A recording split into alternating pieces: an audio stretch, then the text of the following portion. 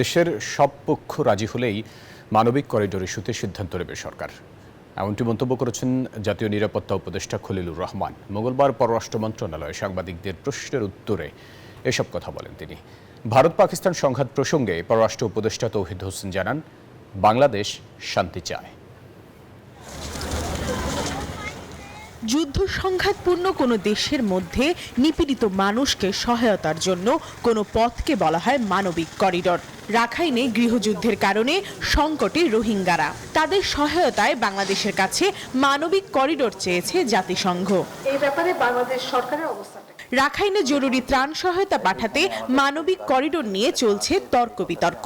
মঙ্গলবার পররাষ্ট্র মন্ত্রণালয়ে সাংবাদিকদের মুখোমুখি হন জাতীয় নিরাপত্তা উপদেষ্টা ডক্টর খলিলুর রহমান। বলেন, মানবিক করিডোরের ব্যাপারে সব পক্ষের সাথে আলাপ করেই সিদ্ধান্ত নেবে সরকার।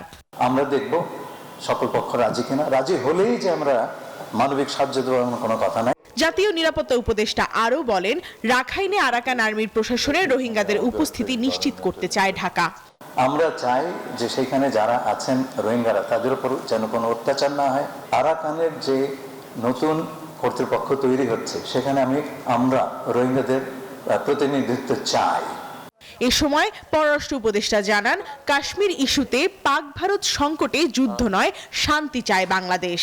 ঘটনাটা যা ঘটেছে এবং পাকিস্তান তার ব্যাপারে কি কি পদক্ষেপ নিয়েছে সেটা উনি আমাকে অবহিত করার জন্য ফোন করেছিলেন রাত 8টার সময়। আমার কাছে উনি কোনো সহায়তা চাননি বা রিয়াকশনও কিছু চাননি। আমি শুধু বলেছি যে আমরা আসলে চাই যে শান্তি বহাল থাকুক। দিল্লি থেকে নতুন কোনো বার্তা পায়নি ঢাকা বলেও জানান পররাষ্ট্র উপদেষ্টা মোহাম্মদ তৌহিদ হোসেন। প্রমা চৌধুরী, নিউজ 24, ঢাকা।